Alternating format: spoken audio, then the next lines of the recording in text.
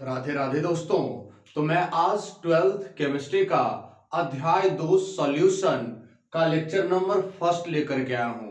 अर्थात जो अध्याय 2 विलयन है उस पर आज हम चर्चा करने वाले हैं और धीरे धीरे करके इस चैप्टर को भी पूर्णतः बहुत सरल भाषा में और विस्तार पूर्वक समझा दी जाएगी। तो चलिए बिना समय गवाए आज के वीडियो की शुरुआत करते हैं और शुरू करते हैं विलयन क्या है।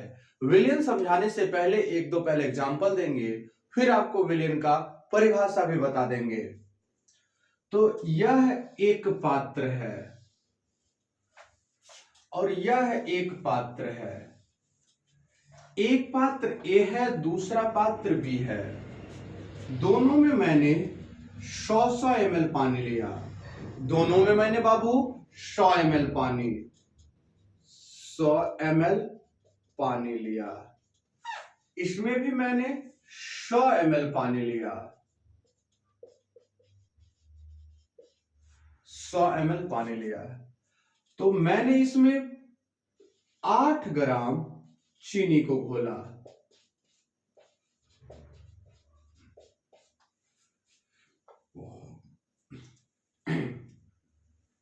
इसमें मैंने 8 ग्राम चीनी को घोला और यहां पर मैंने 5 ग्राम मिट्टी को घोला। दोनों जगह यहां पर मैंने चीनी को घोला, यहां पर मिट्टी को घोला। घोलने के बाद बहुत अच्छी तरीका से मैंने घोलकर मिला दिया और मिलाने के बाद लगभग 10 मिनट तक छोड़ा। 10 मिनट तक जब मैंने छोड़ दिया तो बी विलयन में क्या देखने को मिला? बी विलयन में ध्यान से समझिए बाबू, बी विलयन में जो मिट्टी था वो नीचे बैठ गया। नीचे बैठ गया। अब नीचे जो मिट्टी बैठा, सभी मिट्टी नहीं बैठा, मिट्टी का कुछ भाग नीचे बैठा और कुछ भाग मिला हुआ रह गया। लेकिन 10 मिनट के बाद जब मैंने ए पात्र को ऑब्जर्व की तो हमें मालूम चला कि ऊपर से नीचे तक हर जगह बराबर चीजें अवेलेबल है। अर्थात पात्र के पेंदी में आकर के कोई चीज नहीं बैठा, पात्र के पेंदी में आकर के किसी चीज का जमाव नहीं हुआ। अर्थात यहां से टेस्ट किया, यहां से टेस्ट किया, यहां से टेस्ट किया गया। तो first number, second number, third number, तीनों स्थान से जब टेस्ट की गई तो जो टेस्ट आया, टेस्ट समान आया। तीनों स्थान से, तीनों स्थान से टेस्ट समान आई। अर्थात हर जगह जितना चीनी यहां पानी में घुला हुआ है उतना ही बीच में, उतना ही सबसे नीचे। अर्थात चीनी हर जगह समान मात्रा में उपलब्ध है। जहां जहां पानी है सब जगह समान मात्रा में। जबकि यहां देखा गया तो मिट्टी के कण पेंदी में ज्यादा हो गया, जबकि बीच में कम रहा और सबसे कम ऊपर में रहा। अर्थात पात्र बी में अलग अलग पानी के सतह पर अलग अलग मिट्टी के कण की मात्राएं देखने को मिली। अर्थात जिस प्रकार स्थिति बदली, परिस्थिति बदली, समय बदला, समय के साथ विलयन में भी बदलाव आई, उसमें भी परिवर्तन देखने को मिला।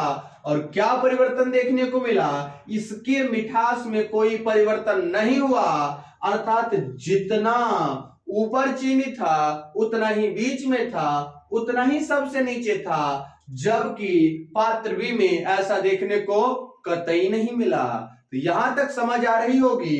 अर्थात हर जगह मात्रा समान है और इस मात्रा समान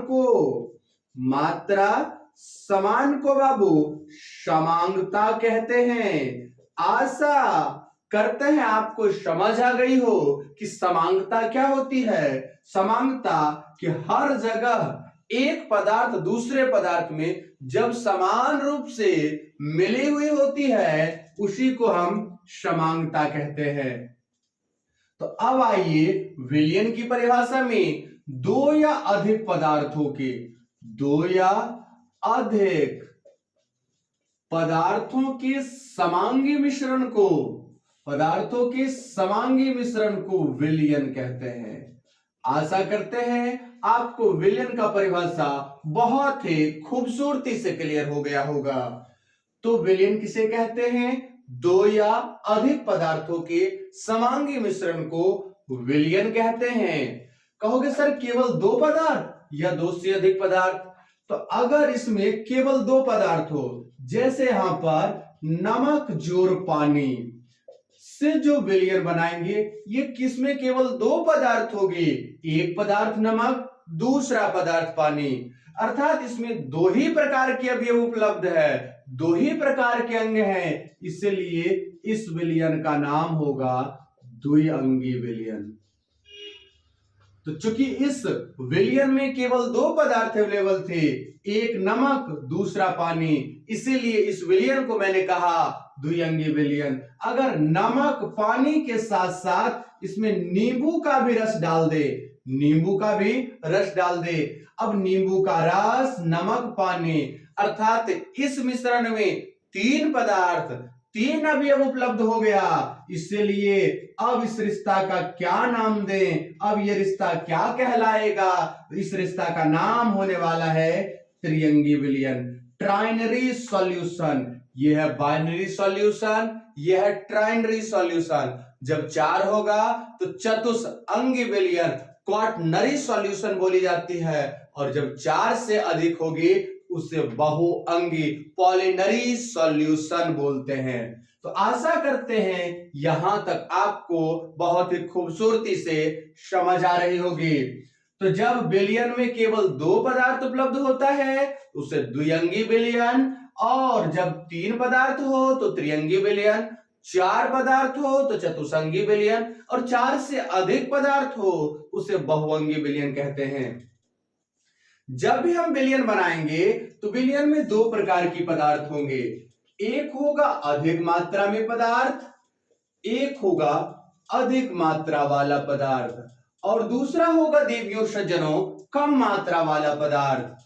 कम मात्रा वाला पदार्थ एक है अधिक मात्रा वाला पदार्थ, दूसरा है कम मात्रा वाला पदार्थ।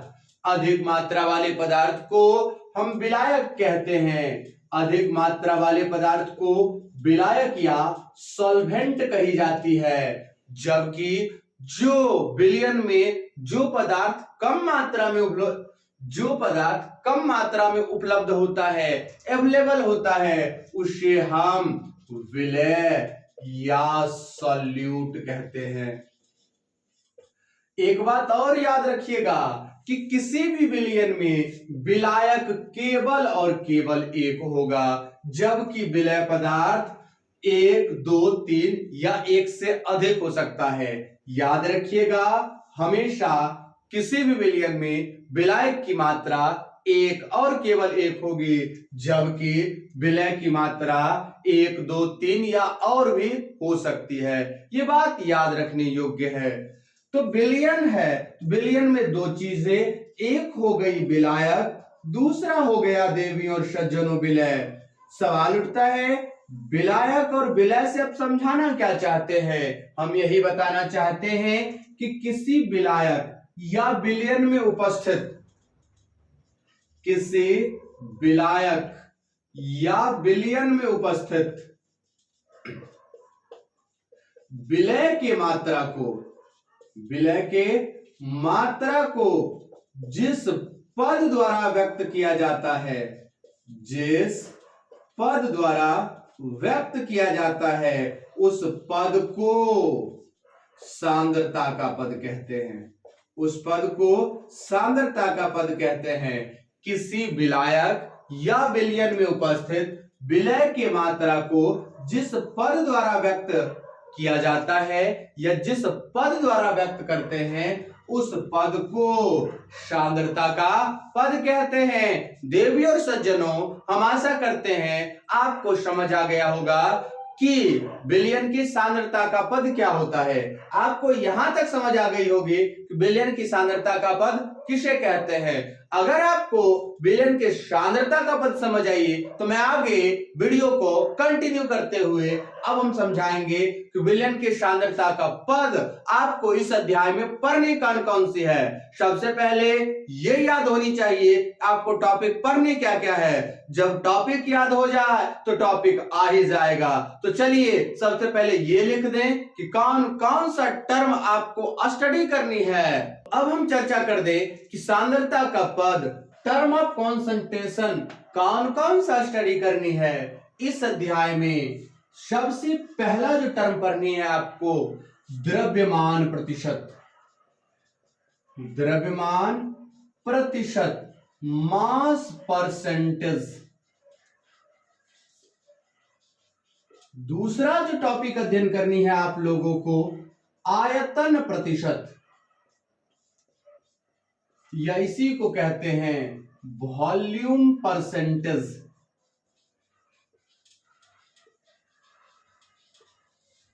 तीसरा जो टॉपिक पढ़नी है उसे कहते हैं द्रव्यमान आयतन प्रतिशत।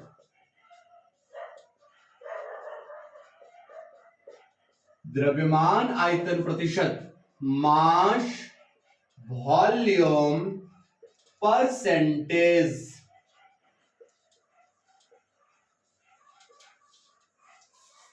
चौथा जो टर्म होगा बाबू वो होने वाला है पार्ट्स प्रति मिलियन।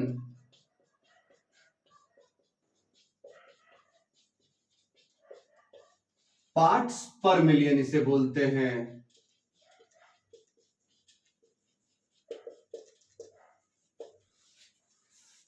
पांचवा जो होने वाला है, चौथा है पार्ट्स प्रति मिलियन, पांचवा है मोल अंश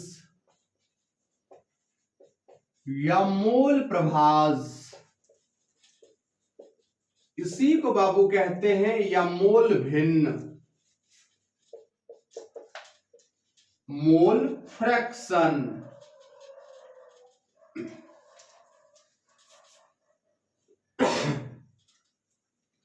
छठा जो आपको अध्ययन करनी है वो है मोललता,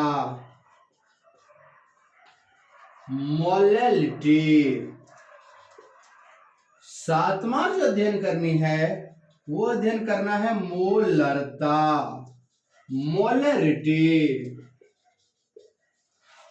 आठवां जो अध्ययन करनी है वो अध्ययन करनी है बाबू नॉर्मलता, नॉर्मलिटी।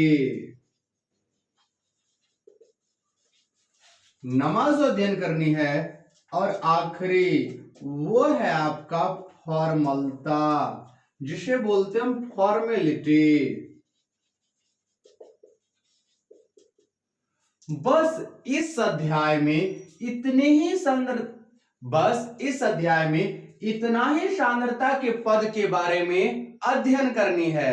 यहां तक कौन कौन सा, तो द्रव्यमान प्रतिशत, इसे W/W परसेंटेज भी कहते हैं।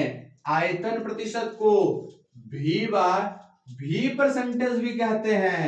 द्रव्यमान आयतन प्रतिशत को W/V परसेंटेज भी कहते हैं। पार्ट्स प्रति बिलियन है और पार्ट्स प्रति मिलियन है, इसे पीपीएम कहा जाता है, पार्ट्स पर मिलियन। मोल अंश या मोल प्रभाज या मोल भिन्न, इसे मोल फ्रैक्शन कहते हैं। मोललता को मोलैलिटी कहते हैं, मोलरता को मोलरिटी कहते हैं, नॉर्मलता को नॉर्मेलिटी कहते हैं, फॉर्मलता को फॉर्मेलिटी कहते हैं। और एक और बात याद रखिएगा, फॉर्मलता को औपचारिकता भी कही जाती है। फॉर्मलता का एक और नाम औपचारिकता है। तो आशा करते हैं ये बात अब आपको याद हो गई होगी कि हमें इस अध्याय में सांद्रता का कौन कौन सा बात अध्ययन करनी है, ये सांद्रता के किस किस पद के बारे में अध्ययन करनी है। तो चलिए बिना समय गवाए हुए अब द्रव्यमान प्रतिशत का शुरुआत करते हैं। द्रव्यमान प्रतिशत पर, द्रव्यमान प्रतिशत तो इसे बोलते हैं मास परसेंटेज। इसे हम W/W परसेंटेज भी कहते हैं। इसका फॉर्मूला होता है विलय का भार ग्राम में बटे विलयन का भार।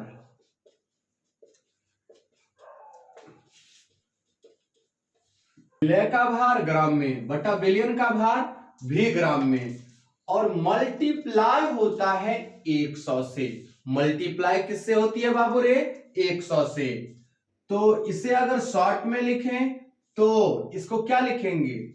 W किसका? सॉल्यूट का, वेट ऑफ सॉल्यूट इन ग्राम में, और ये हो जाएगा वेट ऑफ सॉल्यूशन किस में? ग्राम में।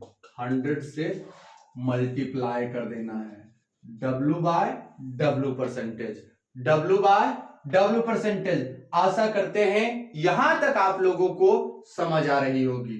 बहुत बेहतर, समझ आ रही है। तो सवाल उठता है सर इसे हम परिभाषित कैसे करेंगे? सर परिभाषा दिया तो दिया जाए कैसे? तो किसी 100 ग्राम बिलियन में उपस्थित, किसी 100 ग्राम बिलियन में उपस्थित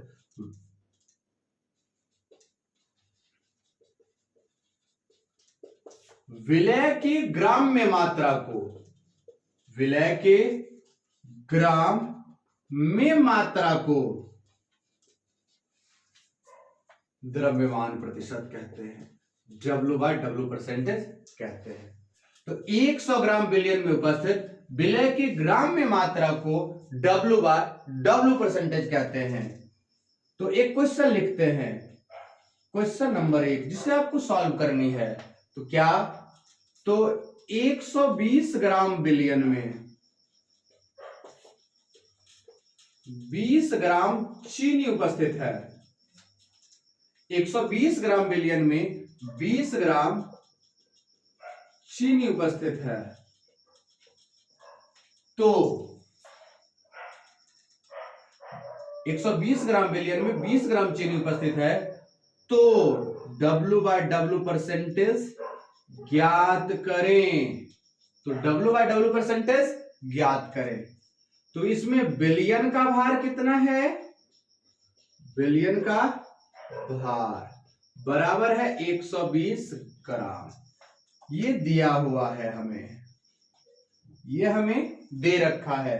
बिलियन का भार 120 ग्राम, विलय का भार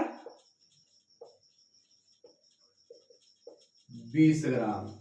विलय का भार क्या है बाबू रे? 20 ग्राम। बिलियन का भार 120 ग्राम और विलय का भार 20 ग्राम। तो अब W/W परसेंटेज, तो weight of solute by weight of solution गुना 100, ऊपर भी ग्राम नीचे भी ग्राम। तो वेट ऑफ सॉल्यूट कितना है? 20 ग्राम बटा 120 ग्राम इंटू मल्टीप्लाई 100। अगर इसे काटिएगा 6 बार में ग्राम से ग्राम खत्म। 100/6 भाग दीजिएगा 16 16 96, 16 दूना 32, 16 पचे 80, अर्थात 16.25% आया। 16.25% आया। इसी प्रकार आप अन्य क्वेश्चन को भी निकाल सकते हैं। तो चलिए, ये था द्रव्यमान प्रतिशत। दूसरा जो टॉपिक है आपका वो है आयतन प्रतिशत, वॉल्यूम परसेंटेज। इसे V/V परसेंटेज कहते हैं, V/V परसेंटेज। तो विलय का आयतन ml में। दूसरा इसमें बटा में होता विलयन का आयतन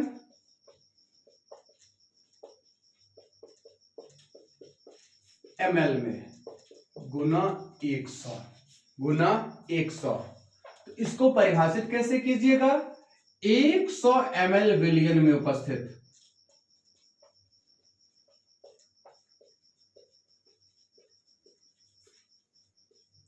उपस्थित 100 ml विलयन में उपस्थित विलय का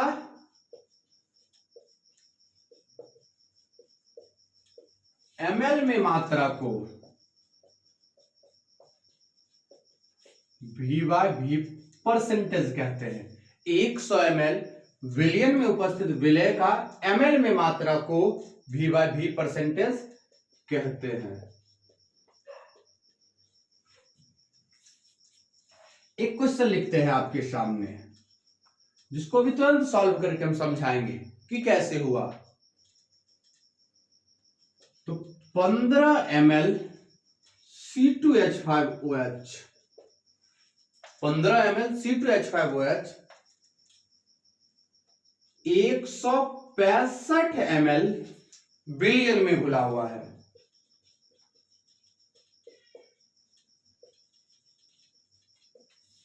विलयन में घुला हुआ है, तो V/V परसेंट ज्ञात करें। तो V/V परसेंट ज्ञात करें। अब ध्यान से समझिए, इसमें दिया क्या हुआ है, गिवन दैट C2H5OH अर्थात विलय का आयतन, अर्थात विलय का आयतन दे रखा है 15 ml। अब ध्यान देखिए, देखना विलयन का आयतन,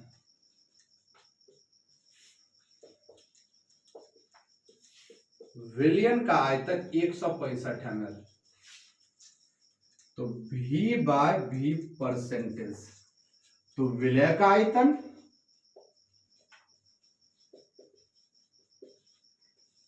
बटे विलयन का आयतन गुना 100। विलय का आयतन है 15 ml बटा 165 ml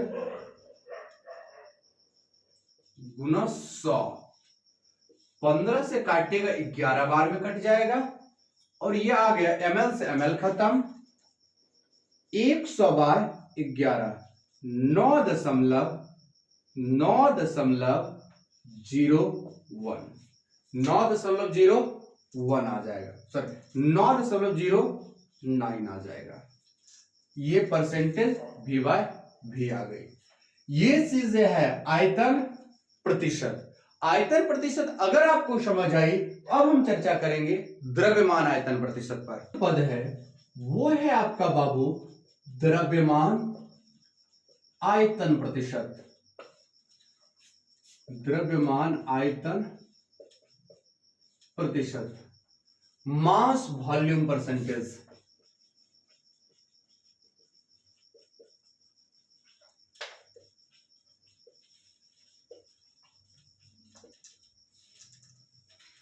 इसे बोलते हैं W/V परसेंटेज, इसे बोलते हैं बाबू W/V परसेंटेज।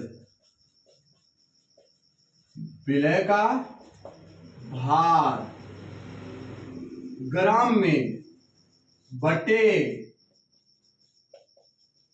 विलयन का आयतन ml में गुना 100।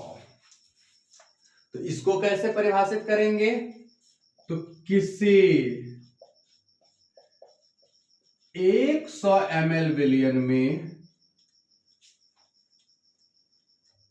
उपस्थित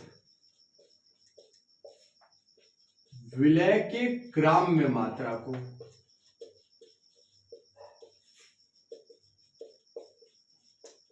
विलय के ग्राम में मात्रा को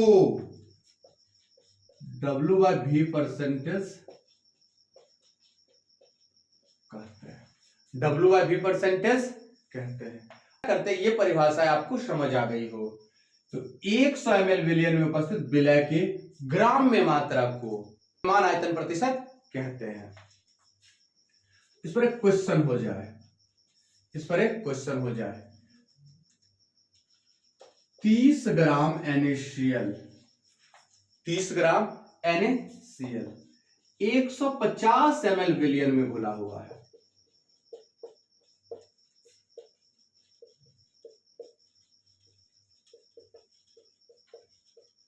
तो विलयन का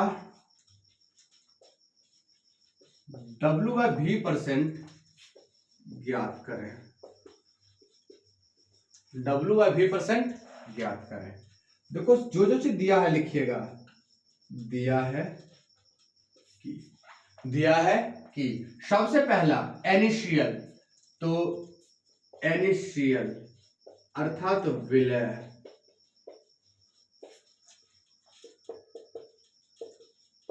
का भार, अर्थात इनिशियल विलय का भार। विलय का भार दे रखा है 30 ग्राम। विलय का भार 30 ग्राम। विलयन का आयतन